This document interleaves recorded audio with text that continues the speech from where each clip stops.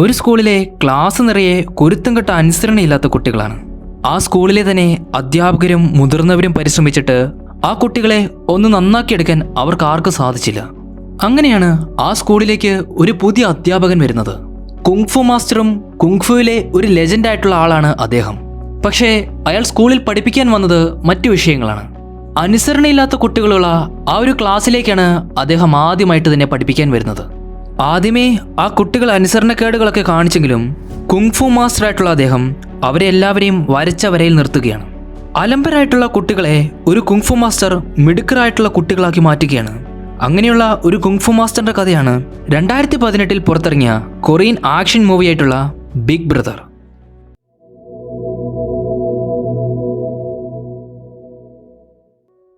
നമ്മുടെ ഈ കഥയിലെ നായകനാണ് ഹെൻറി. വർഷങ്ങളോളം US മിലിറ്ററി ഫോഴ്സിൽ പണിയെടുത്തതിന് ശേഷം തൻ്റെ നാടായിട്ടുള്ള ഹോങ്കോങ്ങിലേക്ക് ഹെൻറി തിരികെ എത്തുകയാണ്. തിരികെ മടങ്ങിയെത്തിയ ഹെൻറിക്ക് ജോലി എന്ന് പറയാൻ ഒന്നുമില്ല. അതുകൊണ്ട് ഒരു ടീച്ചറായിട്ട് അവിടെ ഏതെങ്കിലും സ്കൂളിൽ കയറാമെന്ന് ഹെൻറി വിചാരിക്കുകയാണ്. അങ്ങനെയാണ് ഹെൻറി പണ്ട് പഠിച്ചിറങ്ങിയ അവൻ്റെ തന്നെ പഴയ സ്കൂളായിട്ടുള്ള തക്ചി സെക്കൻഡറി സ്കൂളിലേക്ക് അവൻ ചെല്ലുന്നത്. ഹെൻറിക്ക് ടീച്ചിങ്ങിൽ വലിയ എക്സ്പീരിയൻസ് ഇല്ലാത്തതുകൊണ്ട് അവിടുത്തെ പ്രിൻസിപ്പൽ അവനെ ഒരു ടീച്ചറാകാൻ ആദ്യമേ നിഷേധിച്ചു. പക്ഷേ ചില ഹയർ ഒഫീഷ്യൽസിന്റെ റെക്കമെൻഡേഷൻ കാണിക്കുമ്പോൾ ആ പ്രിൻസിപ്പൽ ഹെൻറിയെ അപ്പോയിന്റ് ചെയ്യുകയാണ്. അങ്ങനെ തക്ചി സെക്കൻഡറി സ്കൂളിൽ ഹെൻറി ഒരു ടീച്ചർ ആവുകയാണ്. ഹെൻറിക്ക് പഠിപ്പിക്കാൻ ചെല്ലേണ്ട ആദ്യത്തെ ക്ലാസ് ഏതാണെന്ന് അവിടുത്തെ പ്രിൻസിപ്പൽ പറഞ്ഞു കൊടുത്തു. ആ സ്കൂളിലെ തന്നെ അലമ്പരായിട്ടുള്ള അനുസരണക്കേട് മാത്രം കാണിക്കുന്ന കുറച്ച് കുട്ടികളുള്ള ക്ലാസ് ആണത്. അങ്ങനെ ഹെൻറി അവന് പഠിപ്പിക്കാൻ കിട്ടിയ ആ ഒരു പുതിയ ക്ലാസ്സിലേക്ക് കയറി ചെല്ലുകയാണ്. ഹെൻറി ആദ്യത്തെ ദിവസം തന്നെ ക്ലാസ്സിലേക്ക് കയറി ചെന്നപ്പോൾ അവിടെയുള്ള കുട്ടികൾ അവന് യാതൊരു വിലയും കൊടുത്തില്ല. ഒരു അടുക്കും ചിട്ടയുമില്ലാതെ ആ ക്ലാസ്സിനുള്ളിൽ തന്നെ അലഞ്ഞു തിരിഞ്ഞായിരുന്നു ആ കുട്ടികൾ ഇരുന്നത്. ഒരു ടീച്ചർ ഫ്രണ്ടിൽ നിൽക്കുന്നു എന്ന ബോധം പോലും ആ കുട്ടികൾക്ക് ആർക്കുമില്ലായിരുന്നു. അവിടെയുള്ള ചില കുട്ടികൾ ഉറങ്ങുകയും ചിലർ പാട്ട് പാടുകയും മറ്റു ചിലർ വീഡിയോ ഗെയിം കളിച്ചിരിക്കുകയാണ്. എന്നാൽ വേറെ ചില കുട്ടികളാകട്ടെ അവിടെ ഒരു സ്റ്റൗ ഉപയോഗിച്ച് അവർക്ക് കഴിക്കാനുള്ള നൂഡിൽസ് ഉണ്ടാക്കിക്കൊണ്ടിരിക്കുകയാണ്. ഇവരുടെ ഇടയിൽ കൂടെ ഹെൻറി നടക്കുന്നുണ്ടെങ്കിലും അവരാരും മൈൻഡ് ചെയ്തില്ല.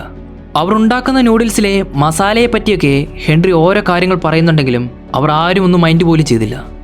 അവിടെ പാട്ട് പാടിക്കൊണ്ടിരുന്ന ഒരു കുട്ടിയുടെ അടുത്ത് ചെന്ന് ഹെൻറി സംസാരിക്കാൻ ശ്രമിച്ചപ്പോൾ ആ കുട്ടിയും അവനെ അവഗണിച്ചു. അവിടെ വീഡിയോ ഗെയിം കളിച്ചുകൊണ്ടിരുന്ന മറ്റൊരു കുട്ടിയുടെ അടുത്ത് ഹെൻറി ചെല്ലുകയാണ്. വീഡിയോ ഗെയിമിൻ്റെ ദൂഷ്യവശങ്ങൾ ഹെൻറി അവനോട് പറഞ്ഞു കൊടുത്തു. എന്നാൽ അവനത് കേട്ട പാപം പോലും നടിച്ചില്ല. അവസാനം ഹെൻറി ക്ലാസിൻ്റെ ഫ്രണ്ടിൽ വന്നു നിന്നപ്പോഴാണ് ആ കുട്ടികളെല്ലാം അവനെ ഒന്ന് തിരിഞ്ഞു നോക്കിയത്. ഹെൻറി അവൻ്റെ പേരും ഫോൺ നമ്പറും ബോർഡിൽ എഴുതിയിട്ടു. എന്നാൽ ആ കുട്ടികൾ ഹെൻറിയുടെ കൈയക്ഷരം കണ്ടിട്ട് അവനെ കളിയാക്കി ചിരിക്കാൻ തുടങ്ങി. അവിടെ ഉണ്ടായിരുന്ന ചില കുട്ടികൾ ആ ബോർഡിൽ എഴുതിയിരിക്കുന്ന ഫോൺ നമ്പറിലേക്ക് അവരുടെ ഫോൺ ഉപയോഗിച്ച് വിളിച്ചു. ഹെൻറി ആ ഒരു ഫോൺ കോൾ അറ്റൻഡ് ചെയ്തെങ്കിലും അവിടെ ഉണ്ടായിരുന്ന കുട്ടികളെല്ലാം അവനെ കളിയാക്കുകയായിരുന്നു. ഹെൻറി ഒരു പുഞ്ചിരിയുടെ മാത്രമാണ് അവരെല്ലാം ഒന്ന് തിരിഞ്ഞു നോക്കിയത്. ആ കുട്ടികളെല്ലാം പിന്നീടും പഴയതുപോലെ തന്നെ അവരുടെ ആക്ടിവിറ്റീസിലേക്ക് പോയി. എന്തായാലും ഹെൻറിക്ക് ഇത്രയും നേരമായിട്ടും ഇവരിൽ നിന്ന് അപമാനം മാത്രമാണ് ഉണ്ടായത്. ഹെൻറി ഒരു പരിധി കഴിഞ്ഞപ്പോൾ അവനൊരു കാര്യം ചെയ്തു. അവിടെ ഉണ്ടായിരുന്ന ഒരു ചോക്ക് ഒരു റബ്ബർ ബാൻഡിൽ കെട്ടി അവിടെ ഉണ്ടായിരുന്ന ഫയർ അലാമിലേക്ക് അവൻ തെറിപ്പിച്ചു വിട്ടു. ഉടൻ തന്നെ ആ ക്ലാസ്സിലെങ്ങും എമർജൻസി അലാമായിട്ട് അവിടെ എങ്ങും വെള്ളം വീഴാൻ തുടങ്ങി. ഹെൻറി ആകട്ടെ അവൻ്റെ കയ്യിലുണ്ടായിരുന്ന ഒരു കൊടയെടുത്ത് നിവർത്തി പിടിച്ചു. പക്ഷേ ബാക്കിയുണ്ടായിരുന്ന കുട്ടികളെല്ലാം അവിടെ നനഞ്ഞിരിക്കുകയാണ്. അങ്ങനെ കൂടെ ചൂടി പിടിച്ചു നിന്ന ഹെൻറി ആ കുട്ടികളെല്ലാം ആ ക്ലാസ്സിലേക്ക് വെൽക്കം ചെയ്തു. അനുസരണയില്ലാത്ത ആ കുട്ടികളെ അനുസരണം പഠിപ്പിക്കാനായിട്ടുള്ള ഹെൻറിയുടെ ഒരു തുടക്കം മാത്രമായിരുന്നു അത്. ആ ക്ലാസ്സിൽ തന്നെ ഉഴപ്പന്മാരിൽ ഏറ്റവും ഉഴപ്പന്മാരായിട്ടുള്ള 5 പേരുണ്ട്. ക്ലാസ്സിലെ ഇന്റർവെൽ സമയങ്ങളിൽ സ്പോർട്സ് റൂമിൽ കയറി അവർ മിക്കവാറും സിഗരറ്റ് വലിക്കും. അവരുടെ ആ 5 പേരടങ്ങുന്ന ഗ്യാങ്ങിന്റെ ലീഡർ എന്ന് പറയുന്നത് ജാക്ക് എന്ന ഒരു പയ്യനാണ്. ജാക്ക് ദരിദ്രനായിട്ടുള്ള ഒരു പാവപ്പെട്ട വീട്ടിൽ നിന്ന് വന്നവനാണ്. ജാക്കിന് അവൻ്റെ തൊട്ടടുത്ത ക്ലാസ്സിലുള്ള മിടുക്കിയായിട്ടുള്ള ഒരു പെൺകുട്ടിയെ ഇഷ്ടമാണ്. ആ സ്പോർട്സ് റൂമിൽ വെച്ച് അവൻ ആ പെൺകുട്ടിയുടെ ഫോട്ടോ മൊബൈൽ ഫോണിൽ കൂടെ നോക്കിക്കൊണ്ടിരിക്കുകയായിരുന്നു. ഇത് കണ്ട അവൻ്റെ കൂടെ ഉണ്ടായിരുന്നവരെല്ലാം ഇത് പറഞ്ഞ് ജാക്കിനെ കളിയാക്കാൻ തുടങ്ങി. അപ്പോഴായിരുന്നു ആ സ്പോർട്സ് റൂമിലേക്ക് ഇവരുടെ എതിരാളികളായിട്ടുള്ള 5 പേർ ആ റൂമിലേക്ക് കയറി വന്നത്. ബാസ്കറ്റ്ബോൾ ടീമിലൊക്കെയുള്ള പണക്കാരായിട്ടുള്ള കുറച്ച് കുട്ടികളാണ് ആ 5 പേർ. അവരാ മുറിയിലേക്ക് കയറി വന്നപ്പോൾ തന്നെ ജാക്കും അവൻ്റെ കൂടെയുള്ളവരുമായിട്ട് തർക്കിക്കാൻ തുടങ്ങി. ജാക്ക് ഒരു പാവപ്പെട്ടവനും പണമില്ലാത്തവനുമായതുകൊണ്ട് ബാസ്കറ്റ്ബോൾ ടീമിലെ ആ ഒരു ലീഡർ അവനെ കളിയാക്കാൻ തുടങ്ങി. കുറച്ച് സമയങ്ങൾ കഴിഞ്ഞ് ബാസ്കറ്റ്ബോൾ ടീമിലെ ആ 5 പേർ പ്രാക്ടീസിനായിട്ട് ബാസ്കറ്റ്ബോൾ കോർട്ടിലേക്ക് ഇറങ്ങുകയാണ്. ജാക്കും അവൻ്റെ ടീമും ഇവന്മാർ പ്രാക്ടീസ് ചെയ്യുന്നത് തൊട്ടടുത്ത് വന്നിരുന്ന് നോക്കിക്കൊണ്ടിരിക്കുകയായിരുന്നു. അങ്ങനെയാണ് ജാക്ക് അവൻ്റെ കയ്യിലുണ്ടായിരുന്ന ഒരു കുപ്പി ബാസ്കറ്റ്ബോൾ കോർട്ടിലേക്ക് ഉരുട്ടിവിട്ടത്. ബാസ്കറ്റ്ബോൾ ടീമിൻ്റെ ആ ഒരു ലീഡർ ആ ഒരു കുപ്പിയിൽ ചവിട്ടി തെന്നി താഴേക്ക് വീഴുന്നു. ജാക്കും അവൻ്റെ കൂടെ ഉണ്ടായിരുന്നവരും ഇവനെ നോക്കി പൊട്ടിച്ചിരിക്കാൻ തുടങ്ങി. പക്ഷേ മിസ്സിസ് ലിയാങ് എന്ന് പറയുന്ന സ്പോർട്സ് ടീച്ചർ ജാക്കിനെയും അവൻ്റെ കൂടെ ഉണ്ടായിരുന്നവരെയും പിടിക്കുകയാണ്. ആ ഒരു കുപ്പി ബാസ്കറ്റ്ബോൾ കോർട്ടിലിട്ടത് ജാക്കാണെന്ന് ആ ടീച്ചറിന് മനസ്സിലായി. മിസ്സിസ് ലിയാങ് അവർക്ക് പണിഷ്മെൻ്റ് ആയിട്ട് ഡിറ്റൻഷൻ കൊടുക്കുകയാണ്. എന്നാൽ ജാക്കും അവൻ്റെ കൂടെ ഉണ്ടായിരുന്നവരും മിസ്സിസ് ലിയാങ്ങിനെ പ്രാങ്ക് ചെയ്ത് ആ ഒരു ഡിറ്റൻഷനിൽ നിന്ന് അവരെല്ലാവരും എങ്ങനെയൊക്കെയോ ഒഴിഞ്ഞു മാറുകയാണ്. ഇതേ സമയം തന്നെയാണ് പ്രിൻസിപ്പളിൻ്റെ ഓഫീസിൽ പ്രിൻസിപ്പളും എഡ്യൂക്കേഷൻ ബോർഡും ഒരു മീറ്റിംഗ് നടത്തുന്നത്. ഈ ഒരു എഡ്യൂക്കേഷൻ ബോർഡാണ് സ്കൂളിന് ഫണ്ടിങ് നൽകുന്നത്. അതുകൊണ്ട് ഫണ്ടിങ്ങിൽ 20% ഈ ഒരു വർഷം കുറയ്ക്കുമെന്ന് എഡ്യൂക്കേഷൻ ബോർഡ് സ്കൂളിനോട് പറഞ്ഞു. എന്നാൽ പ്രിൻസിപ്പൽ സ്കൂളിൻ്റെ നടത്തിപ്പിനും അതിൻ്റെ ഓരോ ആവശ്യത്തിനായിട്ടും ആ ഒരു ഫണ്ടിങ് പ്രതീക്ഷിച്ചിരിക്കുകയായിരുന്നു. അതുകൊണ്ട് എഡ്യൂക്കേഷൻ ബോർഡ് ഫണ്ടിങ്ങിൻ്റെ കാര്യവുമായിട്ട് ബന്ധപ്പെട്ട് ആ ഒരു സ്കൂളിൽ ഇൻസ്പെക്ഷൻ നടത്തുകയാണ്. ഇതേ സമയത്ത് തന്നെയാണ് ഹെൻറി പഠിപ്പിക്കാനായിട്ട് ആ ഒരു ക്ലാസ്സിലേക്ക് കയറി വന്നത്. കയറി വരുന്ന ഹെൻറിക്ക് ഒരു പണി കൊടുക്കാനായിട്ട് ആ ക്ലാസ്സിലെ കുട്ടികൾ ഒരു കെണി ഒരുക്കി വെച്ചിരുന്നു. വാതിൽ തുറന്ന് കയറി വന്ന ഹെൻറിയുടെ തലയിലേക്ക് ഒരു ബക്കറ്റ് വെള്ളം വീഴുകയാണ്. പക്ഷേ തലയിലേക്ക് ആ വെള്ളം വീഴുന്നതിന് തൊട്ടു മുൻപ് ഹെൻറി ആ ഒരു ബക്കറ്റ് തട്ടിക്കളഞ്ഞു. ഹെൻറിയുടെ ആ ഒരു റിഫ്ലക്സ് കണ്ട് ആ കുട്ടികളെല്ലാം അമ്പരന്നുപോയി. ഹെൻറിയുടെ തലയിൽ ആ ഒരു വെള്ളം വീഴുമ്പോൾ അവനെ കളിയാക്കാനായിട്ടായിരുന്നു ആ കുട്ടികൾ നോക്കിയിരുന്നത്. എന്തായാലും ഹെൻറി ക്ലാസ്സിലേക്ക് കയറി വന്നതേ ജാക്കിൻ്റെ അടുത്തേക്ക് ചെല്ലുന്നു. അവൻ്റെ ബാഗിലുള്ള അവനുപയോഗിക്കുന്ന ആ ഒരു സിഗരറ്റ് പാക്കറ്റ് എടുക്കാനായിട്ട് ഹെൻറി ജാക്കിനോട് പറഞ്ഞു. അത് കേട്ട് ജാക്ക് അത്ഭുതപ്പെട്ടു. കാരണം ജാക്ക് സിഗരറ്റ് വലിക്കുന്ന കാര്യം ഹെൻറിക്ക് എങ്ങനെ അറിയാമെന്നാണ് ജാക്ക് ആലോചിച്ചത്. എന്തായാലും ജാക്ക് അവൻ്റെ കയ്യിലുള്ള ആ ഒരു സിഗരറ്റ് പാക്കറ്റ് ഹെൻറിക്ക് കൊടുക്കുകയാണ്. അതിനുശേഷം ഹെൻറി അവരോടെല്ലാം ഒരു കാര്യം ചോദിച്ചു. സിഗരറ്റിൽ അടങ്ങിയിരിക്കുന്ന കാര്യങ്ങൾ എന്തൊക്കെയാണ്? സിഗരറ്റ് എന്തുപയോഗിച്ചാണ് ഉണ്ടാക്കിയിരിക്കുന്നത്? ഹെൻറിയുടെ ആ ഒരു ചോദ്യത്തിന് സൂഫി എന്ന പാട്ട് പാടുന്ന ഒരു പയ്യൻ ഉത്തരം പറയുകയാണ്. അങ്ങനെ അതിനുത്തരം പറഞ്ഞ സൂഫിക്ക് ക്ലാസ് സ്കിപ്പ് ചെയ്യാനായിട്ടുള്ള അവസരം ഹെൻറി നൽകുന്നു. എല്ലാവരുടെ മുൻപിൽ വെച്ച് സൂഫി അങ്ങനെ ക്ലാസ് സ്കിപ്പ് ചെയ്ത് ക്ലാസ്സിൽ നിന്ന് ഇറങ്ങിപ്പോവുകയാണ്. സൂഫി എന്ന പയ്യൻ ക്ലാസ് സ്കിപ്പ് ചെയ്യുന്നത് കണ്ട് ക്ലാസ്സിലെ മറ്റു കുട്ടികളും അവർക്ക് ക്ലാസ് സ്കിപ്പ് ചെയ്യണമെന്ന് ബഹളം വെച്ചു. കുറേ പേർ മേശയിൽ കൊട്ടി ശബ്ദമുണ്ടാക്കാനും തുടങ്ങി. അങ്ങനെ കുറച്ച് സമയങ്ങൾ കഴിഞ്ഞ് അവരുടെ ബഹളമെല്ലാം ഒന്ന് അടങ്ങിക്കഴിഞ്ഞപ്പോൾ ഹെൻറി ആ സിഗരറ്റ് പാക്കറ്റിൽ നിന്ന് ഓരോ സിഗരറ്റ് എടുത്ത് ഓരോ കുട്ടികൾക്കും നൽകി. അതിനുശേഷം ബോർഡിൽ സിഗരറ്റിൻ്റെ ഒരു പടം വരച്ചു. സിഗരറ്റ് ഉപയോഗിക്കുന്നതിൻ്റെ ദോഷങ്ങളെ പറ്റിയെല്ലാം ഹെൻറി അവർക്ക് ക്ലാസ് എടുക്കാൻ തുടങ്ങി. ആ കുട്ടികൾ ആദ്യമായിട്ടായിരുന്നു ക്ലാസ്സിലൊന്ന് ശ്രദ്ധിച്ചിരുന്നത്. അതും സിഗരറ്റിനെ പറ്റി ആയപ്പോൾ അവർ നന്നായിട്ട് ശ്രദ്ധിച്ചിരുന്നു. സിഗരറ്റ് ഉപയോഗിക്കുമ്പോൾ നമ്മുടെ ലങ്സിനെ എങ്ങനെ അഫക്റ്റ് ചെയ്യും, നമ്മുടെ ലങ്സിൽ എത്രത്തോളം കറകളാണ് അടങ്ങിയിരിക്കുന്നത് എന്ന് പറഞ്ഞ് സിഗരറ്റിൻ്റെ ദൂഷ്യവശങ്ങളെപ്പറ്റി ഹെൻറി ക്ലാസ് എടുത്തു. അങ്ങനെ ക്ലാസ് എല്ലാം കഴിഞ്ഞപ്പോൾ ഹെൻറി ഓരോ കുട്ടികളുടെ കയ്യിൽ നിന്നും സിഗരറ്റ് തിരികെ വാങ്ങി. ചില കുട്ടികളാകട്ടെ ആ സിഗരറ്റ് തിരികെ കൊടുക്കാൻ മടിയും കാണിച്ചു. ആ ദിവസം ലഞ്ച് ടൈമായപ്പോൾ ജാക്ക് അവൻ്റെ കൂട്ടുകാരുടെ കൂടെ ക്യാൻറ്റീനിലിരുന്ന് ഭക്ഷണം കഴിക്കുകയായിരുന്നു. അപ്പോഴാണ് ജാക്കിൻ്റെ കൂടെ ഉണ്ടായിരുന്ന ഒരാളെ ബാസ്കറ്റ്ബോൾ ടീമിൻ്റെ ക്യാപ്റ്റൻ കാല് തട്ടി അവനെ വീഴ്ത്തിയത്. ഇതുകൂടെ ആയപ്പോൾ ജാക്കിൻ്റെ ടീമും ബാസ്കറ്റ്ബോൾ ടീമും ആ ക്യാൻറ്റീനിൽ വെച്ച് പൊരിഞ്ഞ തല്ലായി. അവിടെ ഉണ്ടായിരുന്ന മേശയും ഭക്ഷണ സാധനങ്ങളും എല്ലാം അവർ വലിച്ചെറിഞ്ഞു. അങ്ങനെ ആ ഫൈറ്റിനൊടുവിൽ ക്യാൻറ്റീനിലെ എല്ലാ സാധനങ്ങളും അവർ നശിപ്പിച്ചു. ക്യാൻറ്റീനിൽ നടക്കുന്ന ഈ ഒരു സംഘർഷത്തെപ്പറ്റി മറ്റൊരു ടീച്ചർ പറഞ്ഞ് ഹെൻറി അറിയുകയാണ്. ഹെൻറി പഠിപ്പിക്കുന്ന ഹെൻറിയുടെ ക്ലാസ്സിലെ 5 പേരാണ് ക്യാൻറ്റീനിൽ അടിയുണ്ടാക്കുന്നത്. ഹെൻറി ഉടൻ തന്നെ അവിടേക്ക് ചെന്ന് ജാക്കിനെയും അവൻ്റെ കൂടെ ഉണ്ടായിരുന്നവരെയും പിടിച്ചു മാറ്റുകയാണ്. ഈ ഒരു സമയം കൊണ്ട് തന്നെ ജാക്കിനും അവൻ്റെ കൂടെ ഉണ്ടായിരുന്നവർക്കും സസ്പെൻഷൻ കിട്ടിയിരുന്നു. ഹെൻറി ജാക്കിനോട് വഴക്കു പറഞ്ഞപ്പോൾ ജാക്കാകട്ടെ ക്ഷുഭിതനായിട്ട് തിരികെ ഹെൻറിയോട് മറുപടി പറഞ്ഞു. ഞങ്ങൾ പാവപ്പെട്ട വീട്ടിലെ കുട്ടികളായതുകൊണ്ട് മാത്രമാണ് ഞങ്ങൾക്ക് സസ്പെൻഷൻ തന്നത്. ബാസ്കറ്റ്ബോൾ ടീമിലെ അവരെല്ലാവരും പണക്കാരുടെ മക്കളാണ്. അതുകൊണ്ട് സ്കൂളോ പ്രിൻസിപ്പളോ അവർക്ക് പണിഷ്മെൻറ്റ് കൊടുത്തില്ല. ഒരു നീതിയുമില്ലാതെയാണ് ഞങ്ങളോട് പെരുമാറുന്നതെന്ന് ജാക്ക് തുറന്നടിച്ചു പറഞ്ഞു. അങ്ങനെ അന്നത്തെ ആ ഒരു സംഭവത്തിന് ശേഷം ഹെൻറി ആ 5 കുട്ടികളെപ്പറ്റി അന്വേഷിച്ചറിയാൻ തീരുമാനിച്ചു.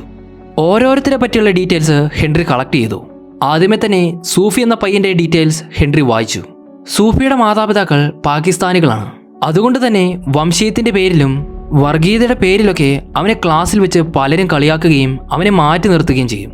പണ്ട് ചെറുപ്പത്തിൽ ചെയ്യാത്ത ഒരു മോഷണത്തിൻ്റെ പേരിൽ പോലീസുകാർ അവനെ പിടിച്ചുകൊണ്ടുപോയി. ഇതിൻ്റെ ഒക്കെ പേരിൽ സൂഫി പലപ്പോഴും ഒറ്റപ്പെട്ടിട്ടായിരുന്നു ജീവിച്ചത്. ഒരു പാട്ടുകാരനാകാനായിട്ടാണ് സൂഫിക്ക് ആഗ്രഹം. അടുത്തതായിട്ട് ഡിനൻ എന്നു പേരുള്ള ഒരു പെൺകുട്ടിയെ പറ്റിയാണ് ഹെൻറി വായിച്ചത്. മുടിയൊക്കെ ഷോർട്ട് ഹെയർ ആക്കിയിട്ട് ഒരു ആണുങ്ങളെ പോലെ നടക്കുന്ന ഒരു പെൺകുട്ടിയാണ് അവൾ. ചെറുപ്പത്തിൽ അവളുടെ അച്ഛന് ഒരു ആൺകുട്ടിയെ വേണമെന്നായിരുന്നു ആഗ്രഹം. പക്ഷേ ഡിനൻ ജനിച്ചതിൽ പിന്നെ അവളുടെ അച്ഛൻ എപ്പോഴും അവളുടെ ദേഷ്യപ്പെട്ടാണ് സംസാരിച്ചിട്ടുള്ളത്. അതുകൊണ്ടൊക്കെ തന്നെ ഒരു ആൺകുട്ടിയെ പോലെ തന്നെ അവളുടെ മുടി വെട്ടിക്കുറച്ച് ടോയ് കാറുകളെല്ലാം ഉപയോഗിച്ച് ആൺകുട്ടികളെ പോലെ ആകാനായിട്ട് അവൾ ശ്രമിച്ചു. ഇതൊക്കെ അവൾ ചെയ്തത് അവളുടെ അച്ഛൻ അവളെ ഒന്ന് സ്നേഹിക്കാനും അവളെ ഒന്ന് നോക്കാനും വേണ്ടിയാണ്. പക്ഷേ അയാൾക്ക് കൂടുതൽ ഇഷ്ടം അയാളുടെ ഇളയ മകനായിട്ടുള്ള ഡിനൻ്റെ അനിയനോടായിരുന്നു. അടുത്തതായിട്ട് ഹെൻറി അന്വേഷിച്ചത് ബ്രൂസും ക്രിസും എന്നു പേരുള്ള 2 സഹോദരങ്ങളെക്കുറിച്ചാണ്. അവരെ പറ്റിയുള്ള കാര്യങ്ങളെല്ലാം ഹെൻറി വായിച്ചെടുക്കുകയാണ്. ബ്രൂസിൻ്റെയും ക്രിസിൻ്റെയും ചെറുപ്പത്തിൽ തന്നെ അവരുടെ അമ്മ അവരെ ഉപേക്ഷിച്ചിട്ട് പോയതാണ്. പിന്നീടുള്ള കാലങ്ങളിൽ അവരെ വളർത്തിയതാകട്ടെ അവരുടെ അച്ഛനും. പക്ഷേ കുറേ സമയങ്ങൾ കഴിഞ്ഞപ്പോൾ അവരുടെ അച്ഛനും ഒരു കുടിയനായിട്ട് മാറി. അയാൾ പിന്നീട് ബ്രൂസിൻ്റെയും ക്രിസിൻ്റെയും കാര്യത്തിൽ യാതൊരു താല്പര്യമോ ഒരു ഉത്തരവാദിത്വം പോലും കാണിച്ചില്ല. അവരുടെ ജീവിതവും സാഹചര്യവുമൊക്കെ ഇങ്ങനെ ആയതുകൊണ്ട് ബ്രൂസ് എന്ന ആ ഒരു പയ്യൻ കൂടുതൽ നേരവും വീഡിയോ ഗെയിമിൽ മുഴുകിയിരിക്കാൻ തുടങ്ങി. വീട്ടിലെ ബുദ്ധിമുട്ടുകളൊക്കെ കാരണം അതിൽ നിന്ന് ഒഴിഞ്ഞു മാറാൻ വേണ്ടി അവൻ കണ്ടെത്തിയൊരു മാർഗവും വീഡിയോ ഗെയിം തന്നെയായിരുന്നു. പക്ഷേ ക്രിസ് എന്ന സഹോദരനാകട്ടെ അവൻ്റെ മുഴുവൻ സമയവും കഷ്ടപ്പെട്ട് പണിയെടുക്കാൻ തുടങ്ങി. ഇതൊക്കെ കഴിഞ്ഞ് ഹെൻറി അടുത്തതായിട്ട് തപ്പി നോക്കിയത് ജാക്ക് എന്ന ആ ഒരു പയ്യൻ്റെ ഡീറ്റെയിൽസ് ആണ്.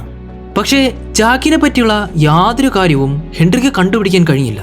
അവൻ്റെ ബാക്ക്ഗ്രൗണ്ട് എന്താണെന്നോ അവൻ്റെ മാതാപിതാക്കൾ ആരാണെന്നോ ഒന്നും തന്നെ ഹെൻറിക്ക് കണ്ടുപിടിക്കാൻ കഴിഞ്ഞില്ല. അങ്ങനെ അവിടെ നിന്നെല്ലാം ആ സീൻ കട്ടായി ഒരു റെസ്റ്റോറൻറ്റ് കാണിക്കുകയാണ്. ജാക്ക് അവൻ്റെ ഒഴിവു സമയങ്ങളിൽ ഒരു വെയിറ്ററായിട്ട് ആ റെസ്റ്റോറൻറ്റിൽ തന്നെ വർക്ക് ചെയ്യുകയാണ്. അവൻ വർക്ക് ചെയ്യുന്ന ആ ഒരു റെസ്റ്റോറൻറ്റ് വലിയൊരു റെസ്റ്റോറൻ്റ് ആയതുകൊണ്ട് വലിയ പ്രമാണികളും കാശുകാരും ഒക്കെ വരുന്നൊരു സ്ഥലമാണ്. ആ സ്ഥലത്തേക്ക് സ്ഥിരമായിട്ട് വരുന്നതാണ് ജീനിയാങ് എന്ന് പേരുള്ള MMA ഫൈറ്റിൻ്റെയൊക്കെ ഒരു ബെറ്റർ. അതായത് MMA എന്ന ഫൈറ്റിംഗ് കോമ്പറ്റീഷനിൽ ആൾക്കാരോട് ബെറ്റ് വെച്ച് പണം ഉണ്ടാക്കുന്ന ഒരാളാണ് ജീനിയാങ്. അത്യാവശ്യം കാശുള്ള വലിയൊരു പണക്കാരൻ തന്നെയാണ് അദ്ദേഹം. അങ്ങനെ ആ ഒരു റെസ്റ്റോറൻറ്റിൽ ജീനിയാങ് അയാളുടെ സുഹൃത്തുക്കളുടെ കൂടെ ഇരിക്കുമ്പോഴാണ് ജാക്ക് അയാളുടെ കയ്യിൽ അയാൾ ഉപയോഗിക്കുന്ന ഒരു വിലപിടിപ്പുള്ള ലൈറ്റർ കണ്ടത്. എന്തോ ആ ഒരു ലൈറ്റർ കണ്ടപ്പോൾ ജാക്കിന് സ്വന്തമാക്കണമെന്ന് തോന്നി. ജീനിയാങ് അറിയാതെ തന്നെ ജാക്ക് ആ ലൈറ്റർ മോഷ്ടിക്കുകയാണ്. പക്ഷേ ജാക്കിൻ്റെ സമയം മോശമായതുകൊണ്ട് ജീനിയാങ് അത് കണ്ടുപിടിക്കുന്നു. അയാളുടെ ആൾക്കാരെ കൊണ്ട് ജാക്കിനെ പൊതിരെ തല്ലുകയാണ്. ജീനിയാങ് ജാക്കിൻ്റെ പേഴ്സിൽ നിന്ന് അവൻ്റെ ID എടുത്ത് നോക്കിയപ്പോഴാണ് മനസ്സിലായത് അവനൊരു സ്റ്റുഡൻ്റ് ആണെന്ന്. പഠിക്കുന്ന ഒരു വിദ്യാർത്ഥി ആയതുകൊണ്ടായിരിക്കാം ജീനിയാങ് അവനെ വെറുതെ വിടുകയാണ്. ജീനിയാങ് അവന് കുറച്ച് കാശും പിന്നെ അയാളുടെ ഒരു പേഴ്സണൽ ഡെലിവറി ഡ്രൈവറായിട്ട് കൂടെ കൂടിക്കോളാനും ജാക്കിനോട് അയാൾ പറഞ്ഞു. ഇതേ സമയം കുറച്ചകലെ ഹെൻറി സൂഫി എന്നു പേരുള്ള ഒരു പയ്യനെ തിരക്കി ഇറങ്ങിയിരിക്കുകയാണ്. ക്ലാസ്സിൽ പാട്ടുപാടുന്ന ആ പയ്യൻ തന്നെയാണ് സൂഫി. അവനെക്കുറിച്ച് കൂടുതൽ അറിയാൻ വേണ്ടിയിട്ടാണ് ഹെൻറി ഒന്ന് ഇറങ്ങി തിരിച്ചത്. അവിടെ ചെന്ന് സൂഫിയെ അന്വേഷിച്ചെങ്കിലും അവനെ കണ്ടില്ല. അപ്പോഴായിരുന്നു തൊട്ടകലെയുള്ള ബിൽഡിങ്ങിൽ സൂഫിനെ ആരൊക്കെയോ ചേർന്ന് ഓടിച്ചിട്ട് പിടിക്കുന്നത് ഹെൻറി കണ്ടത്. അവനെ ഓടിച്ചിട്ട് പിടിക്കുന്നത് വേറെ ആരുമല്ല അവൻ്റെ അച്ഛനും അവൻ്റെ അച്ഛന് പരിചയമുള്ള കുറച്ച് കൂട്ടുകാരുമാണ്. അവൻ്റെ അച്ഛൻ്റെ കയ്യിലുണ്ടായിരുന്ന ചില ടിക്കറ്റുകൾ അവൻ മോഷ്ടിച്ചു. അപ്പോൾ അത് തിരികെ വാങ്ങിക്കുന്നതിന് വേണ്ടിയാണ് അവർ അവൻ്റെ പുറകെ ഓടുന്നത്. ഹെൻറി ഏതായാലും സൂഫിനെ അവരുടെ കയ്യിൽ നിന്ന് രക്ഷിക്കാനായിട്ട് പുറകെ ചെന്നു. ഹെൻറി എങ്ങനെ സൂഫിനെ അവരുടെ കയ്യിൽ നിന്ന് രക്ഷിക്കുകയാണ്. ഹെൻറി ആദ്യമേ സൂഫിയുടെ സൈഡിൽ നിന്നെങ്കിലും സൂഫിയുടെ അച്ഛൻ കാര്യങ്ങൾ പറഞ്ഞപ്പോഴാണ് ഹെൻറിക്കും കാര്യം മനസ്സിലായത്. അവസാനം ഹെൻറി അവൻ്റെ അച്ഛൻ്റെ സൈഡിലേക്ക് മാറുകയാണ്. അങ്ങനെ സൂഫിയും അവൻ്റെ അച്ഛനും തമ്മിലുള്ള പ്രശ്നങ്ങളെല്ലാം ഹെൻറി പറഞ്ഞ് ശരിയാക്കുകയാണ്. അതെല്ലാം കഴിഞ്ഞതിന് ശേഷം സൂഫിയോടൊന്ന് സംസാരിക്കുന്നതിന് വേണ്ടി ഹെൻറി അവനെ കൂട്ടിക്കൊണ്ട് ഒരു പാലത്തിൻ്റെ അടുത്തേക്ക് ചെല്ലുകയാണ്. സൂഫിനെ പറ്റിയും അവൻ്റെ കാര്യങ്ങളെല്ലാം മനസ്സിലാക്കിയ ഹെൻറി അവനെ ഒന്ന് മോട്ടിവേറ്റ് ചെയ്ത് സംസാരിക്കുകയാണ്. അവന് പാട്ട് പാടാനും മ്യൂസിക് ഒക്കെ പ്ലേ ചെയ്യാനും നല്ല കഴിവുണ്ട്. പക്ഷെ അതൊന്നും തന്നെ അവൻ പുറത്തെടുത്തിട്ടില്ല. ക്ലാസ്സിലായിരിക്കുന്ന സമയങ്ങളിൽ പലവട്ടം കുട്ടികൾ അവനെ കളിയാക്കും. അതുകൊണ്ട് പുറത്ത് പാട്ട് പാടാനുള്ള ധൈര്യമൊന്നും അവനില്ല. പക്ഷേ അതിനെയൊക്കെ ഒന്ന് മറികടക്കാനായിട്ട് ഹെൻറി സൂഫിയെ മോട്ടിവേറ്റ് ചെയ്യുകയാണ്. അങ്ങനെയായിരുന്നു അവർ നിന്നിരുന്ന ആ ഒരു സ്ട്രീറ്റിൽ ഒരു ബാൻഡ് സംഘം പാട്ട് പാടുന്നത് ഹെൻറി ശ്രദ്ധിച്ചത്. സൂഫിക്ക് ഒന്ന് ധൈര്യം പകരാൻ വേണ്ടി ഹെൻറി ആ ബാൻഡിന്റെ കൂടെ ചെന്ന് അവരുടെ കൂടെ പാട്ട് പാടാൻ തുടങ്ങി. ഹെൻറിക്ക് പാട്ട് പാടാനൊന്നും കഴിയത്തില്ലെങ്കിലും അവനാവുന്നത് പോലെയൊക്കെ ചെയ്തു. ഇത് കണ്ടു നിന്ന സൂഫിക്ക് പാട്ട് പാടാനും മ്യൂസിക് പ്ലേ ചെയ്യാനുമൊക്കെ വളരെയധികം ധൈര്യം തോന്നി. അങ്ങനെ ആദ്യമായിട്ട് പബ്ലിക്കായിട്ട് ആ സ്ട്രീറ്റിൽ വെച്ച് സൂഫി അവൻ്റെ മ്യൂസിക് പ്ലേ ചെയ്യുകയും പാട്ട് പാടുകയും ചെയ്തു. ഇതേ സമയം ക്രിസും ബ്രൂസും എന്ന ആ 2 സഹോദരങ്ങളുടെ വീട് കാണിക്കുകയാണ്. രാത്രി പഠിച്ചുകൊണ്ടിരുന്നപ്പോഴാണ് അവരുടെ അച്ഛൻ വീട്ടിലേക്ക് കയറി വന്നത്. വീട്ടിലേക്ക് കയറി വന്ന അയാൾ ബ്രൂസിന്റെ കയ്യിൽ കുറച്ച് കാശ് കൊടുത്തിട്ട് കടയിൽ പോയി കുറച്ച് ബീർ വാങ്ങാനായിട്ട് പറയുകയാണ്. ബ്രൂസും ക്രിസും പക്ഷേ അത് നിഷേധിക്കുകയാണ്. അവർക്ക് രണ്ടുപേർക്കും പഠിക്കാനുണ്ടെന്നും മാത്രമല്ല അയാൾക്ക് വേണ്ടി മദ്യം മേടിച്ച് നൽകത്തില്ലെന്നും അവർ രണ്ടുപേരും തറപ്പിച്ചു പറഞ്ഞു. ഇത് കേട്ട അയാൾക്ക് അവരോട് വളരെയധികം ദേഷ്യം തോന്നി. അവരെ രണ്ടുപേരെയും പിടിച്ചു തല്ലുകയും അവിടെ ഉണ്ടായിരുന്ന സാധനങ്ങളെല്ലാം വലിച്ചെറിയാനും തുടങ്ങി. ഇനി മേലാൽ നിങ്ങൾ രണ്ടുപേരും ഈ വീട്ടിൽ നിൽക്കരുതെന്നുവരെ അയാൾ ദേഷ്യപ്പെട്ട് അവരോട് പറഞ്ഞു. തൊട്ടടുത്ത ദിവസം അയാൾ സ്ട്രീറ്റിലൂടെ നടന്നു പോയപ്പോഴാണ് ഹെൻറി അയാളെ കാണുന്നത്. ബ്രൂസിനെയും ക്രിസിനെയും ക്ലാസ്സിൽ പഠിപ്പിക്കുന്ന അധ്യാപകരാണ് താനെന്ന് പറഞ്ഞാണ് ഹെൻറി അയാളോട് സംസാരിച്ചത്. ബ്രൂസും ക്രിസും ക്ലാസ്സിൽ വളരെ നല്ല കുട്ടികളാണ്. നിങ്ങളുടെ ഈ ഒരു സ്വഭാവം കാരണം മാത്രമാണ് അവർക്ക് ക്ലാസ്സിലൊന്ന് ശ്രദ്ധിക്കാനോ അവരുടെ പഠനങ്ങളിൽ ഒന്ന് മികവ് തെളിയിക്കാനോ അവർക്ക് കഴിയാതെ പോയത്. നിങ്ങളുടെ നല്ലതിനും നിങ്ങളുടെ കുട്ടികളുടെ നല്ലതിനും വേണ്ടി നിങ്ങൾ ഡി അഡിക്ഷൻ സെന്ററിൽ പോയി ഈ ഒരു മദ്യപാനമൊക്കെ മാറ്റണമെന്ന് ഹെൻറി അയാളോട് പറയുകയാണ്. അങ്ങനെ അടുത്തതായി ഡിനൻ എന്ന പെൺകുട്ടിയുടെ വീട് കാണിക്കുകയാണ്. വീട്ടിൽ ഭക്ഷണം കഴിച്ചുകൊണ്ടിരുന്നപ്പോഴാണ് ഡിനന്റെ അടുത്തേക്ക് അവളുടെ അച്ഛൻ കുറച്ച് സാധനങ്ങളായിട്ട് വന്നത്. അയാളുടെ കയ്യിലുണ്ടായിരുന്നത് പെൺകുട്ടികൾക്ക് ഉപയോഗിക്കാനുള്ള കുറച്ച് മേക്കപ്പ് പ്രൊഡക്ട്സ് ആയിരുന്നു. ഡിനന്റെ കയ്യിലേക്ക് ആ ഒരു പാക്കറ്റ് കൊടുത്തിട്ട് അയാൾ പറഞ്ഞു, ഈ മേക്കപ്പ് ഒക്കെ ഉപയോഗിച്ചിട്ട് ഒരു പെൺകുട്ടിയായിട്ട് ഇനിയെങ്കിലും നടക്കാൻ. അയാളുടെ ആ ഒരു അമർഷത്തോടെയുള്ള സംസാരം കേട്ടിട്ട് ഡിനന് വളരെ സങ്കടം തോന്നി. ഒരു തവണ പോലും അച്ഛനായിട്ട് അവളോട് അയാളൊന്ന് സ്നേഹത്തോടെ സംസാരിച്ചിട്ടില്ല. അതിൻ്റെയൊക്കെ ആ ഒരു ദേഷ്യത്തിൽ അവളുടെ അച്ഛൻ കൊണ്ടുവന്ന ആ ഒരു മേക്കപ്പ് ഒക്കെ ഡിനൻ അവളുടെ അനിയന്റെ മുഖത്തേക്ക് തേക്കുകയാണ്.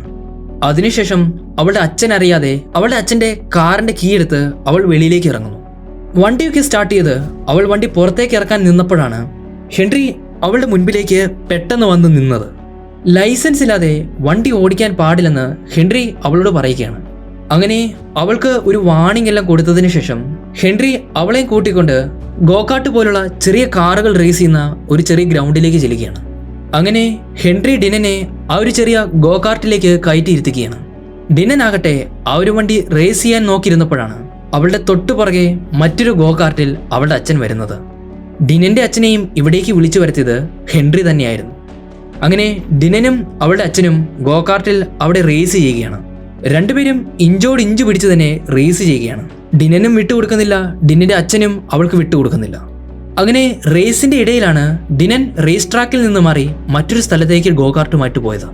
അങ്ങനെ അതുമായിട്ട് റേസ് ട്രാക്കിൽ വെളിയിലേക്ക് പോയപ്പോൾ ഒരു ട്രക്ക് അവളുടെ ഗോകാർട്ടിലേക്ക് ഇടിച്ചു കയറുകയാണ്. ഡിനന്റെ ഭാഗ്യത്തിനായിരുന്നു ആ ഒരു ആക്സിഡന്റിൽ നിന്ന് അവൾ രക്ഷപ്പെട്ടത്. പക്ഷേ ഇത് കണ്ടുകൊണ്ട് നിന്ന ഡിനന്റെ അച്ഛൻ പെട്ടെന്ന് പൊട്ടിക്കരയാൻ തുടങ്ങി. ആ ഒരു ആക്സിഡന്റിൽപ്പെട്ട് അവൾ മരണപ്പെട്ടിട്ടുണ്ടെന്നാണ് അയാൾ വിചാരിച്ചത്. ഡിനന്റെ പേരും പറഞ്ഞ് അയാൾ അവിടെ പൊട്ടിക്കരയുന്നത് ഡിനൻ മറ്റൊരു സൈഡിൽ നിന്ന് കാണുന്നുണ്ടായിരുന്നു. അപ്പോൾ മാത്രമായിരുന്നു അവളുടെ അച്ഛന്റെ ആ ഒരു സ്നേഹം അവൾക്ക് മനസ്സിലായത്. അയാൾ പുറമേ സ്നേഹം പ്രകടിപ്പിക്കുന്നില്ലായിരുന്നെങ്കിലും തന്റെ മകളോട് അയാൾക്ക് വളരെയധികം സ്നേഹമുണ്ടെന്ന് അപ്പോൾ മാത്രമാണ് ഡിനന് മനസ്സിലായത്. അങ്ങനെ ജീവനോടെ തന്നെ ഡിനൻ അയാളുടെ മുൻപിലേക്ക് വന്ന് നിൽക്കുകയാണ്. ജീവനോടെ തന്റെ മകളെ കണ്ട അയാൾക്ക് വളരെയധികം സന്തോഷമായി. അയാളുടെ മുഴുവൻ സ്നേഹത്തോടെ ഡിനനെ അയാൾ കെട്ടിപ്പിടിച്ചു. അങ്ങനെ ഡിനനും അവളുടെ അച്ഛനും ഒരുമിക്കുകയാണ്. ഇതേ സമയം മറ്റൊരിടത്ത് ബ്രൂസും ക്രിസും എന്ന ആ രണ്ട് സഹോദരങ്ങൾ അവരുടെ കൂടെയുള്ള ചില സ്റ്റുഡൻസിന്റെ കൂടെ ഒരു റീഹാബിലിറ്റേഷൻ സെന്ററിലേക്ക് ചെല്ലുകയാണ്. അവർക്ക് ലഭിച്ചിരിക്കുന്ന ടാസ്ക് എന്തെന്നാൽ റീഹാബിലിറ്റേഷൻ സെന്ററിലുള്ള ഒരു രോഗിയെ അവർ ഇന്റർവ്യൂ ചെയ്യണം. അങ്ങനെ അതിനുവേണ്ടി ബ്രൂസും ക്രിസും അവരുടെ കൂട്ടുകാരുടെ കൂടെ ആ ഒരു റീഹാബിലേക്ക് ചെല്ലുകയാണ്. അവിടെ ചെന്ന് അവിടെ ഉണ്ടായിരുന്ന ഒരു പേഷ്യന്റിനെ അവർ ഇന്റർവ്യൂ ചെയ്യാൻ ഒരുങ്ങി. അവർക്ക് ഇന്റർവ്യൂ ചെയ്യേണ്ടത് മറ്റാരെയും തന്നെയല്ല, ബ്രൂസിന്റെയും ക്രിസിന്റെയും അച്ഛനെ തന്നെയായിരുന്നു അവർ ഇന്റർവ്യൂ ചെയ്യാനിരുന്നത്. പക്ഷേ ഈ കാര്യമൊന്നും അവിടെയുള്ള ബാക്കി കുട്ടികൾക്ക് ആർക്കും അറിയത്തില്ല. അവിടെ വെച്ച് അയാൾ തന്റെ മക്കളെ കണ്ടപ്പോൾ ഒന്ന് ആശ്ചര്യപ്പെട്ടു പോയായിരുന്നു. ബ്രൂസിന്റെയും ക്രിസിന്റെയും അച്ഛൻ ഈ ഒരു റീഹാബിലേക്ക് വരാൻ കാരണമായത് ഹെൻറി തന്നെയാണ്. ഹെൻറി എന്ന് അവരുടെ അച്ഛനോട് കാര്യങ്ങളെല്ലാം തുറന്നു പറഞ്ഞപ്പോഴാണ് അയാൾ റീഹാബിലേക്ക് വരാൻ ഒരുങ്ങിയത്. അങ്ങനെ ഇന്റർവ്യൂ ചെയ്യുന്നതിനിടയിൽ അവിടെയുള്ള ഒരു കുട്ടി അയാളോടൊരു ചോദ്യം ചോദിച്ചു. നിങ്ങൾ എന്ന് തൊട്ടാണ് മദ്യപിക്കാൻ തുടങ്ങിയത്? എന്താണ് നിങ്ങളുടെ മദ്യപാനത്തിന്റെ കാരണം? സങ്കടത്തോടെ അതിനുത്തരം അയാൾ തുറന്നു പറയുകയാണ്. വർഷങ്ങൾക്ക് മുൻപ് എൻ്റെ കുട്ടികളെയും എന്നെയും ഉപേക്ഷിച്ച് എൻ്റെ ഭാര്യ മറ്റൊരാളുടെ കൂടെ പോയപ്പോൾ തൊട്ടാണ് ഞാൻ മദ്യപിക്കാൻ തുടങ്ങിയത്. അന്ന് തൊട്ട് ഞാൻ എൻ്റെ കുട്ടികളെക്കുറിച്ച് ഓർക്കുകയോ അവർക്ക് വേണ്ട കാര്യങ്ങളും അവർക്ക് ആവശ്യമായ കാര്യങ്ങളും ഒന്നും തന്നെ എനിക്ക് ചെയ്യാൻ സാധിച്ചില്ല. അന്ന് തൊട്ട് ഒരു അച്ഛൻ എന്ന രീതിയിൽ ഞാൻ ഒരു പരാജയമാണ്. ഇത്രയും പറഞ്ഞു കഴിഞ്ഞപ്പോഴേക്കും അയാൾ പൊട്ടിക്കരയാൻ തുടങ്ങി. ഇത് കണ്ടിരുന്ന ബ്രൂസും ക്രിസും കരഞ്ഞു. അവരുടെ അച്ഛൻ പഴയതുപോലെ ഇനി മദ്യപിക്കത്തില്ലെന്ന് അവർക്കൊരു ഉറപ്പ് നൽകുകയായിരുന്നു. അങ്ങനെ ബ്രൂസിനും ക്രിസിനും അവരുടെ അച്ഛനെ ഒരു പഴയതുപോലെ നല്ല മനുഷ്യനായിട്ട് കിട്ടുകയാണ്. അങ്ങനെ ആ ഗ്യാങ്ങിലുണ്ടായിരുന്ന 4 കുട്ടികളെയും ആ 4 കുട്ടികളുടെ ജീവിതവും അവരുടെ സാഹചര്യവും മെച്ചപ്പെടുത്തിയെടുക്കാനായിട്ട് ഹെൻറിക്ക് സാധിച്ചു. പക്ഷേ ഹെൻറിക്ക് ഒട്ടും പിടികിട്ടാതെ പോയത് ജാക്കിനെ പറ്റിയുള്ള കാര്യങ്ങളാണ്. ജാക്ക് ഇപ്പോൾ MMA ബെറ്റർ ആയിട്ടുള്ള ജിയാൻ യാങ്ങിന്റെ കൂടെ അയാൾക്ക് വേണ്ടി വർക്ക് ചെയ്യുകയാണ്. അയാൾ പറയുന്ന എന്ത് കാര്യങ്ങളും അതിപ്പോൾ നല്ലതോ ചീത്തയാകട്ടെ അത് ചെയ്യാനായിട്ട് ജാക്ക് ഒരുങ്ങിയിരിക്കുകയാണ്. അങ്ങനെയാണ് ഒരു MMA ഫൈറ്റിന് വേണ്ടി ജിയാൻ യാങ് ഒരുങ്ങിയിരിക്കുന്നത്. ജിയാൻ യാങ് ഫൈറ്റ് ചെയ്യാനുള്ള അയാളുടെ എതിരാളിയുടെ ഡ്രിങ്ക്സിൽ കുറച്ച് ഡ്രഗ്സ് കലർത്താനായിട്ട് ജിയാൻ യാങ് ജാക്കിനോട് പറയുകയാണ്. ജാക്ക് ഇങ്ങനെ ജിയാൻ യാങ്ങിന്റെ എതിരാളിയുടെ ഡ്രിങ്ക്സിൽ കുറച്ച് ഡ്രഗ്സ് കലർത്തുന്നു. ഇത് ചെയ്യാൻ ജാക്കിന് താല്പര്യമില്ലെന്ന് അവൻ തുറന്നു പറഞ്ഞെങ്കിലും ജിയാൻ യാങ് അവന് കുറച്ച് പൈസ ഓഫർ ചെയ്തതുകൊണ്ട് അവനത് നിരസിച്ചില്ല. അങ്ങനെ ഫൈറ്റിന്റെ ആ ഒരു ദിവസം എത്തിയിരിക്കുകയാണ്. ജിയാൻ യാങ് സ്പോൺസർ ചെയ്യുന്ന ഫൈറ്റർ അയാൾ ജയിക്കുമെന്ന് ജിയാൻ യാങ് പലരോടും ബെറ്റ് വെച്ചു. ജാക്ക് എതിരാളിയായിട്ടുള്ള ആ ഒരു ഫൈറ്ററിന്റെ ഡ്രിങ്ക്സിൽ ഡ്രഗ്സ് കലർത്തുമെന്ന വിശ്വാസത്തിലാണ് ജിയാൻ യാങ് ഈ ബെറ്റൊക്കെ വെച്ചത്. അങ്ങനെ ജാക്ക് ഡ്രിങ്ക്സിൽ കുറച്ച് ഡ്രഗ് കലർത്തുന്നതിനിടയിലാണ് കുറച്ചുപേർ ചേർന്ന് അവനെ പിടിക്കുന്നത്. എതിരാളിയായിട്ടുള്ള MMA ഫൈറ്ററിന്റെ ആൾക്കാരായിരുന്നു അവരെല്ലാം. അങ്ങനെ ജാക്കിനെ അടിച്ച് അവശനാക്കി ഒരു മുറിയിൽ ലോക്ക് ചെയ്തു വെക്കുകയാണ്. ഈ ഒരു കാര്യം ജിയാൻ യാങ് അറിഞ്ഞെങ്കിലും ഹെൻറിയെ രക്ഷിക്കാനായിട്ട് അയാൾ തുനിഞ്ഞില്ല. അപ്പോഴാണ് നായകനായിട്ടുള്ള ഹെൻറി ജാക്കിനെ അന്വേഷിച്ച് അവിടേക്ക് വരുന്നത്. ജാക്കിന്റെ ID കാർഡും അവന്റെ ഫോട്ടോയും കാണിച്ച് ഇങ്ങനൊരു സ്റ്റുഡന്റ് ഇവിടേക്ക് വന്നിട്ടുണ്ടോ എന്ന് ഹെൻറി അവരോടെല്ലാം ചോദിച്ചു. പക്ഷേ അവിടെ ഉണ്ടായിരുന്ന ഫൈറ്റേഴ്സും ഗുണ്ടകളും എല്ലാവരും അങ്ങനെ ഒരു സ്റ്റുഡന്റ് ഇവിടെ വന്നിട്ടില്ലെന്ന് ഹെൻറിയോട് മറുപടി പറഞ്ഞു. ഹെൻറി അവിടെ നിന്ന് ഇറങ്ങിപ്പോകാൻ ഒരുങ്ങിയപ്പോഴാണ് അവിടെ ഉണ്ടായിരുന്ന ഒരു കബോർഡിൽ നിന്ന് ജാക്കിന്റെ സൗണ്ട് കേട്ടത്. ഇത് മനസ്സിലാക്കിയ ഹെൻറി ജാക്കിനെ ആ ഒരു കബോർഡിൽ നിന്ന് രക്ഷിക്കാൻ ശ്രമിക്കുകയാണ്. പക്ഷേ കൂടെ ഉണ്ടായിരുന്ന ഗുണ്ടകളൊക്കെ വെറുതെ ഇരിക്കുവോ? അവരെല്ലാവരും ചേർന്ന് ഹെൻറിയുമായിട്ട് ഫൈറ്റ് ചെയ്യാൻ തുടങ്ങി. ഹെൻറി പഴയൊരു കുങ്ഫു ലെജൻഡും ഒരു കുങ്ഫു മാസ്റ്ററുമാണ്. അതുകൊണ്ട് ഹെൻറി അവരെല്ലാവരും നിസ്സാരമായിട്ട് അടിച്ചു താഴെയിടുകയാണ്. അങ്ങനെ ഫൈറ്റിന്റെ ഒടുവിൽ അവസാനമായിട്ട് ഹെൻറിക്ക് ഫൈറ്റ് ചെയ്യേണ്ടി വരുന്നത് അവിടെ ഉണ്ടായിരുന്ന അവരുടെ ബെസ്റ്റ് MMA ഫൈറ്ററുമായിട്ടാണ്. അയാളുമായിട്ടുള്ള ഫൈറ്റ് ഹെൻറിക്ക് കുറച്ച് കടുപ്പമായിട്ട് തോന്നി. അവസാനം ഹെൻറി അയാളെയും ഹെൻറിയുടെ കുങ്ഫു സ്കിൽസ് ഉപയോഗിച്ച് അടിച്ചു വീഴ്ത്തുകയാണ്. താഴേക്ക് വീണ ആ ഒരു ഫൈറ്ററായിരുന്നു ഇന്നത്തെ കോമ്പറ്റീഷനിൽ ഫൈറ്റ് ചെയ്യാനുള്ള അവരുടെ ബെസ്റ്റ് ഫൈറ്റർ. ഫൈറ്റ് ചെയ്ത് ഹെൻറിയാണ് ജയിച്ചതെങ്കിലും ഹെൻറിയുടെ ശരീരത്തിലും കുറച്ച് പരിക്കുകൾ ഏറ്റു. അങ്ങനെ ഹെൻറി ഹോസ്പിറ്റലിൽ അഡ്മിറ്റ് ആവുകയാണ്. നാട്ടിൽ വലിയൊരു ഫൈറ്റ് തന്നെയാണ് നടന്നിട്ടുള്ളത്. അപ്പോൾ അത് അന്വേഷിക്കാനായിട്ട് അവിടെയുള്ള പോലീസുകാർ ഹോസ്പിറ്റലിൽ വന്നു. ഹെൻറി രക്ഷിച്ച ജാക്കിനെ അവിടുത്തെ പോലീസ് ക്വസ്റ്റ്യൻ ചെയ്തു. ജാക്ക് അവിടെ നടന്ന ഫൈറ്റിനെ പറ്റിയും ജീനിയാങ് ആണ് തന്നെ പെടുത്തിയതെന്നും അയാളുടെ ഡ്രഗ് മാഫിയയും അയാളുടെ ബെറ്റിങ്ങും എല്ലാം പോലീസിനോട് തുറന്നു പറഞ്ഞു. പക്ഷേ ജീനിയാങ്ങിന് അത്യാവശ്യം പിടിപാടുള്ളത് കൊണ്ട് അയാൾ അതിൽ നിന്ന് ഊരിപ്പോന്നു. ഹെൻറി ആകട്ടെ ആ നാട്ടിലെ തന്നെ ഏറ്റവും വലിയ MMA ഫൈറ്ററിനെയാണ് ഇടിച്ചു തോൽപ്പിച്ചത്.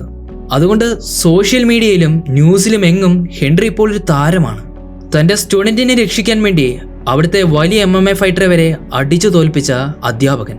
അങ്ങനെയാണ് സോഷ്യൽ മീഡിയയിൽ ഹെൻറി ഇപ്പോൾ അറിയപ്പെടുന്നത്. നാട്ടിലെയും ഇപ്പോൾ അവൻ പഠിപ്പിക്കുന്ന സ്കൂളിലെ കുട്ടികൾക്കെല്ലാം അവനോട് വലിയ റെസ്പെക്റ്റ് ആണ്. പിന്നെ അങ്ങോട്ട് ഹെൻറി ക്ലാസ്സിലേക്ക് കയറി ചെല്ലുമ്പോൾ കുട്ടികളെല്ലാം എഴുന്നേറ്റ് നിന്ന് അവനെ റെസ്പെക്റ്റ് ചെയ്യാൻ തുടങ്ങി. നേരത്തെ ഉണ്ടായിരുന്ന അവന്റെ കുട്ടികൾ ഇങ്ങനൊന്നും അല്ലായിരുന്നു. അവരെല്ലാം മൊത്തത്തിൽ തന്നെ മാറിയിരിക്കുകയാണ്. അടുത്ത സീനിൽ നമ്മളെ കാണിക്കുന്നത് ഹെൻറിയുടെ ഒരു ഫ്ലാഷ് ബാക്ക് ആണ്. സ്കൂളിൽ പഠിക്കുന്ന സമയത്ത് ഹെൻറി ആരായിരുന്നു, അവൻ എങ്ങനെയായിരുന്നു എന്നൊക്കെയാണ് ഈ ഒരു ഫ്ലാഷ് ബാക്കിൽ കാണിക്കുന്നത്. ചെറുപ്പത്തിൽ സ്കൂളിലെ ഒരു കുരുത്തം കെട്ട പയ്യനായിരുന്നു ഹെൻറി. അങ്ങനെ ആ ഒരു സമയത്ത് പേരൻസിന്റെ എല്ലാം ഒരു മീറ്റിംഗിൽ ഒരു കുട്ടി പിയാനോ വായിക്കുകയായിരുന്നു. ഇവിടെ പഴയ ആ ഒരു ഹെൻറി കുരുത്തം കെട്ട സ്വഭാവം ഇറക്കുകയാണ്. ഹെൻറി അവന്റെ കയ്യിലുണ്ടായിരുന്ന കുറച്ച് വാട്ടർ ബലൂൺ എടുത്ത് ആ പയ്യനെ നേരെ വലിച്ചെറിയുകയാണ്. അതുമാത്രമല്ല, അതൊക്കെ കഴിഞ്ഞിട്ടും ഹെൻറി ആ പയ്യനെ വെറുതെ വിട്ടില്ല. ആ പയ്യനുമായിട്ട് ഹെൻറി ഫൈറ്റ് ഉണ്ടാക്കി അവന്റെ കൈ ഒടിക്കുകയാണ്. ഹെൻറിക്ക് ഇതിന്റെ പേരിൽ സ്കൂളിൽ നിന്ന് സസ്പെൻഷൻ വരെ കിട്ടുകയാണ്.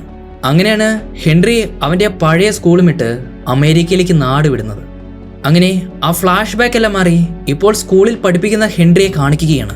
ആ അലമ്പരായിട്ടുള്ള ക്ലാസ്സിലെ പിള്ളേരെ ഹെൻറി നന്നായിട്ട് പഠിപ്പിക്കുകയാണ്.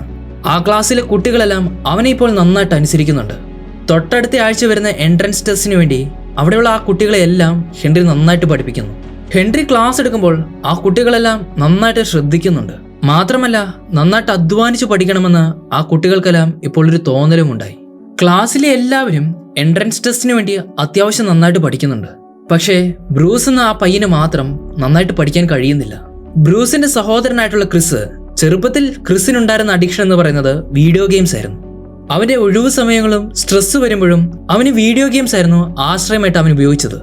പക്ഷേ ബ്രൂസ് ആകട്ടെ അവന്റെ സ്ട്രെസ് റിലീഫായിട്ട് അവൻ ഉപയോഗിച്ചത് ഡ്രഗ്സ് ആയിരുന്നു. അങ്ങനെ ബ്രൂസ് ഡ്രഗ്സിന് അഡിക്റ്റഡ് ആയി.